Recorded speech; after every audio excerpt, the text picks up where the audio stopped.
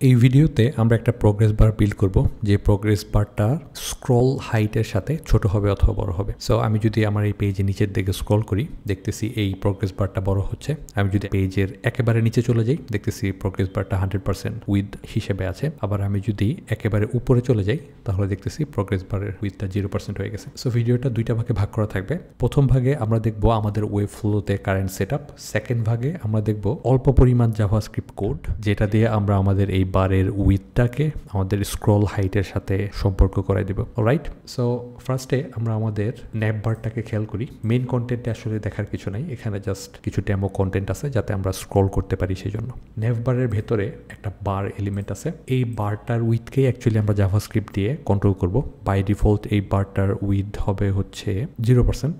আমি বারটাকে সিলেক্ট করা থাকা অবস্থায় এটার উইথ যদি বলি 0, সে অ্যাকচুয়ালি বাম দিকে লেগে থাকবে।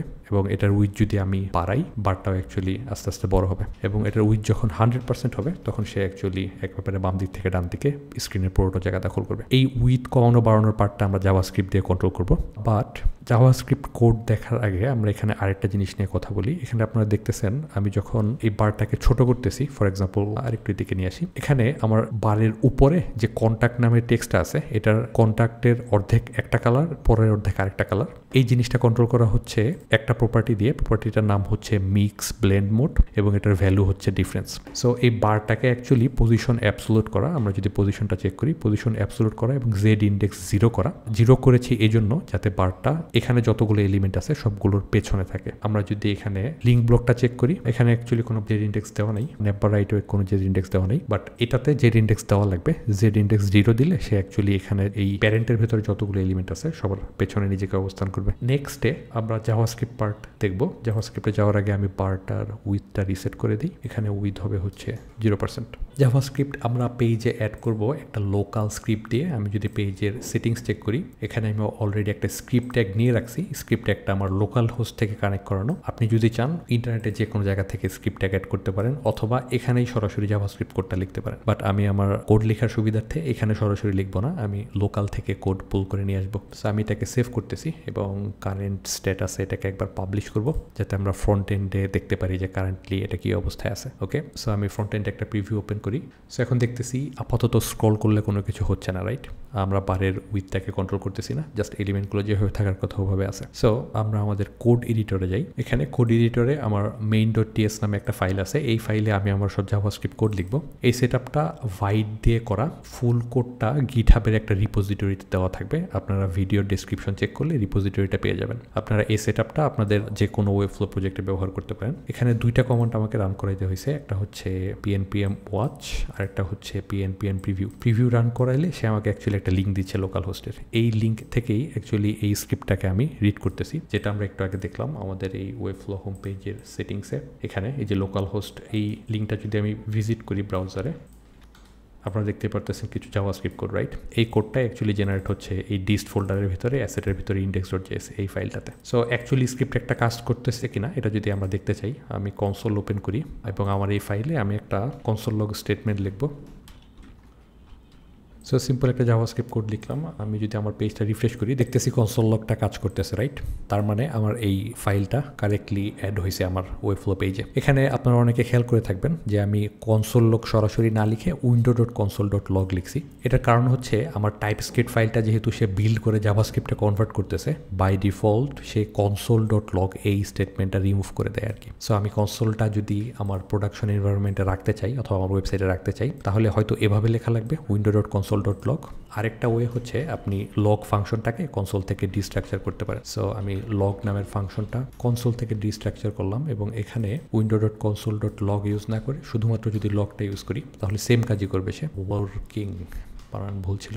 অলরাইট, এখন যদি আমার পেজটা আমি চেক করি, এখানে অ্যাকচুয়ালি একটু লাগাই দিই, দেখতেছি সেমভাবে কাজ করতেছে, রাইট? আমরা আমাদের বারের জন্য জাভাস্ক্রিপ্ট কোড লিখে স্টার্ট করি। ফার্স্টে আমি আমার বারটাকে সিলেক্ট করব, কনস্ট প্রোগ্রেস বার। ভেরিয়েবলের নাম আপনি যা ইচ্ছা তাই দিতে পারেন। এখানে কোপাইলট আমাকে সাজেস্ট করতেছে, আমি সাজেশনটা ব্যবহার করব, পুরোটা যদিও কাজে লাগবে না। সো document.query সিলেক্টর, আমাদের ক্লাস নেম হচ্ছে শুধু বার।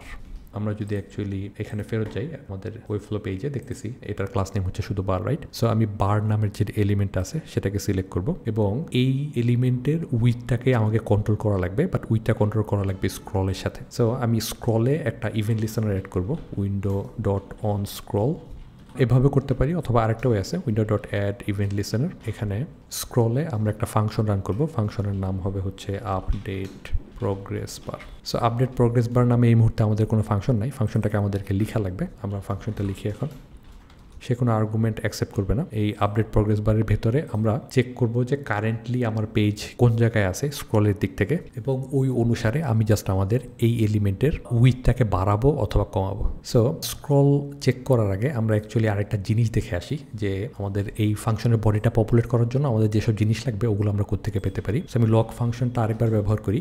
এখানে লক করব হচ্ছে ডকুমেন্ট ডট ডকুমেন্ট এলিমেন্ট এই নামের একটা অবজেক্ট। আমি যদি আমার কনসোল চেক করি, এখানে ডকুমেন্ট ডট ডকুমেন্ট এলিমেন্ট এই অবজেক্টের ভেতরে অনেকগুলো প্রপার্টি আছে এবং মেথড আছে। এর মধ্যে আমাদের যে দুইটা প্রপার্টি লাগবে সেটার একটা হচ্ছে স্ক্রল হাইট, একেবারে নিচে যে স্ক্রল হাইট হচ্ছে অ্যাকচুয়ালি আমার এই ডকুমেন্ট ফুল ডকুমেন্টের হাইট, মানে একেবারে এই লগোর উপরে নেভবারের শুরু থেকে একেবারে নিচ পর্যন্ত স্পেস সহ এই পর্যন্ত হাইট, এটাই হচ্ছে স্ক্রল হাইট। আরেকটা হচ্ছে স্ক্রল টপটা হচ্ছে আমি উপর থেকে এখন কতটুকু স্ক্রল করছি ওইটার ভ্যালু। সো এটা এখানে 0 আসতেছে, এর কারণ হচ্ছে আমরা তো পেজ লোড হওয়ার সাথে সাথে এই জিনিসটাকে লক করছি, রাইট? সো পেজ লোড হওয়ার সাথে সাথে এই জিনিসটা 0ই হবে, কারণ আমার পেজ লোড হওয়ার সময় যেহেতু স্ক্রল বারটা উপরে থাকে। বাট আমরা এই ভ্যালু দুটোকেই ইউজ করব ডিটারমাইন করার জন্য যে অ্যাকচুয়ালি আমাদের বারের উইথ কতটুকু হবে। সো ওই দুইটা ভ্যালু অ্যাকচুয়ালি আমরা আমাদের এই ভেরিয়েবলটা থেকে ডিস্ট্রাকচার করতে পারি। ডিস্ট্রাকচারটা করব আমরা আমাদের ফাংশনের ভেতরে। এই ফাংশনটা যেহেতু প্রতিবার স্ক্রলে রান হবে, আমরা অ্যাকচুয়ালি চেক করতে পারি যে অ্যাকচুয়ালি প্রতি স্ক্রলে এটা রান হচ্ছে কিনা। সো আমি যদি এখানে রিফ্রেশ করি আমার পেজ, আমি স্ক্রল করলে দেখতেছি এখানে কাউন্ট বাড়তেছে, রাইট? সো আমি যতবার স্ক্রল করতেছি ততবারই ওই ফাংশনটা রান হচ্ছে। সো এই ফাংশনের বডিতে আমরা অ্যাকচুয়ালি এই ডকুমেন্ট ডট ডকুমেন্ট এলিমেন্ট থেকে স্ক্রল হাইট এবং স্ক্রল টপ এই দুইটা ভ্যালুকে ডিস্ট্রাকচার করে নিয়ে আসবো। সো স্ক্রল হাইট এবং স্ক্রল টপ এই দুইটা ভ্যালু আমাদের লাগবে। এই দুইটা ভ্যালু থেকেই আমরা অ্যাকচুয়ালি ডিটারমাইন করব যে প্রোগ্রেস বারের উইথ কতটুকু হবে। সো এটার ম্যাথটা আমরা একটু দেখে আসি। ম্যাথটা হচ্ছে 100% মানে হচ্ছে স্ক্রল হাইট, রাইট? সো যারা একটু সায়েন্স নিয়ে পড়াশোনা করেছেন তাদের কাছে এটা একেবারে ইজি হবে। আর্টসের অথবা কমার্সের যারা আছেন তাদের জন্য সহজ হওয়ার কথা। এখানে আমার স্ক্রল হাইট সমান হচ্ছে 100%, রাইট? 100% বলতে আমার এই ডকুমেন্টের হাইটের কথা বোঝাচ্ছি। আমি যদি স্ক্রল টপের জন্য কত পার্সেন্ট এটা বের করতে চাই তাহলে আমাকে এভাবে করা লাগবে। 1-এর জন্য হবে হচ্ছে 100% 100 ভাগ স্ক্রল হাইট, আর স্ক্রল টপের জন্য হবে অ্যাকচুয়ালি কোপাইলট আমাকে ভুল সাজেশন দিচ্ছে। স্ক্রল টপের জন্য হবে অ্যাকচুয়ালি এইটা। সো স্ক্রল টপের জন্য হবে এই ভ্যালুটা এবং এটার সাথে স্ক্রল টপের ভ্যালুটা গুণ করা লাগবে আমাকে। সো এটা আমি আপনাকে জাস্ট একটু ম্যাথ হিসাবে দেখাইলাম, লজিকটা পেছনে যে এই জিনিসটা আমি কীভাবে করতেছি। আমি অ্যাকচুয়ালি জাস্ট এটাকে কপি পেস্ট করলে হয়তো, বাট আপনাদেরকে বোঝানোর জন্য আমরা আরেকবার এটাকে রিপিট করি। স্ক্রল হাইট মানে হচ্ছে আমার ফুল ডকুমেন্টের হাইট মানে হচ্ছে 100%, রাইট? সো 1 সমান হচ্ছে 100কে এই হাইট দিয়ে ভাগ করা লাগবে, আর স্ক্রল টপ সমান হচ্ছে এই জিনিসটা। সো এইটাকে স্ক্রল টপ দিয়ে গুণ করা লাগবে আর কি। ওকে, সো এই ভ্যালুটা আমরা এখানে ব্যবহার করি। কনস্ট উইথ পার্সেন্টেজ হবে এটা। সো এখানে একটু সমস্যা আছে। এই জিনিসটা আমরা যদি একটু দেখি, এখানে স্ক্রল হাইটটা যে ভ্যালুটা আসতেছে ওটা কিন্তু এখান থেকে পুরোটা, রাইট? বাট আমার এখানে কিন্তু অলরেডি এই নির্দিষ্ট পরিমাণ জায়গা ভিজিবল, যেটাকে আমরা 100 VH বলি আর কি, অথবা উইন্ডো ডট ইনার হাইট দিয়ে আমরা নিতে পারি, উইন্ডো ইনার হাইট।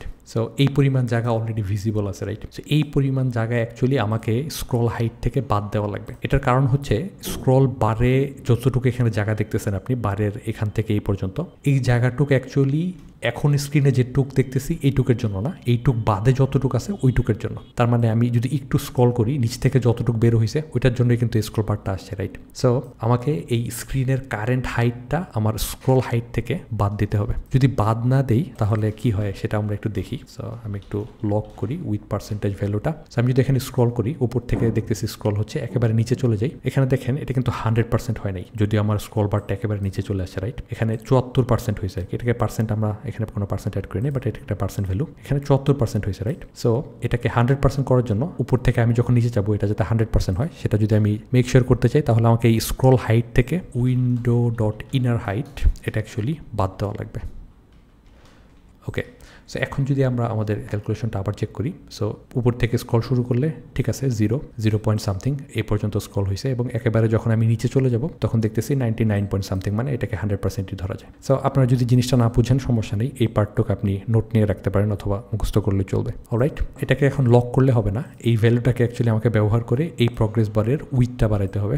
সো আমরা আমাদের প্রগ্রেস বার এলিমেন্টটাকে সিলেক্ট করব এবং এটার স্টাইল প্রপার্টি থেকে উইথ নামে যে প্রপার্টি আছে সেটাকে কন্ট্রোল করব, এবং এটার উইথ হবে হচ্ছে উইথের পার্সেন্টেজটা। সেটা একটা টেমপ্লেট লিটারাল স্ট্রিং নিয়েছি যাতে স্ট্রিংয়ের ভেতরে এই ভেরিয়েবল ব্যবহার করা যায়। এটাকে আপনি যদি আর একটু সিম্পলভাবে লিখতে চান তাহলে এইভাবেও লিখতে পারেন, ভেরিয়েবলটা +%। সো সে আমাকে একটা ইরর দিচ্ছে, এটা অ্যাকচুয়ালি টাইপ স্ক্রিপ্ট ইরর। আপনারা যদি জাভাস্ক্রিপ্ট সরাসরি জাভাস্ক্রিপ্ট লিখেন এই ইররটা আসবে না। টাইপ স্ক্রিপ্টের ইররটা দূর করার জন্য আমাকে একটা টাইপ ডেফিনেশন বলে দিতে হবে, এটা হবে অ্যাজ HTML এলিমেন্ট। সো আমি যদি তাকে বলে দিই যে এটা অ্যাকচুয়ালি একটা HTML এলিমেন্ট, তাহলে সে আমাকে আর ওই ইররটা দিবে না। ইররটা ছিল অ্যাকচুয়ালি যে এই ভেরিয়েবলে এই স্টাইল প্রপার্টিটা নাই। ওকে, আমাদের কাজ অ্যাকচুয়ালি শেষ। আমি যদি এখন আমার এখানে চেক করি রিফ্রেশ দিয়ে, আমি যদি স্ক্রল করি দেখতেছি আমার স্ক্রলের সাথে প্রোগ্রেস বারটা বাড়তেছে, রাইট? সো এখানে লাস্ট একটা পার্ট বলে নিই, স্ক্রল বারের উইথে আমরা অ্যাকচুয়ালি একটা ট্রানজিশন অ্যাড করে রাখছি যাতে বারটা একটু সুন্দরভাবে বড় ছোটো হয়। আমি যদি বার এলিমেন্টটা সিলেক্ট থাকা অবস্থায় ইফেক্টসের আন্ডারে চেক করি, এখানে ট্রানজিশন অ্যাড করা আছে উইথ প্রপার্টিতে 200 মিলিসেকেন্ড। আশা করি ভিডিওটা আপনাদের ভালো লেগেছে। আপনাদের কারো যদি কোনো অসুবিধা হয় অথবা যদি কোনো প্রশ্ন থাকে আমাকে করতে পারেন ভিডিওর কমেন্টসে।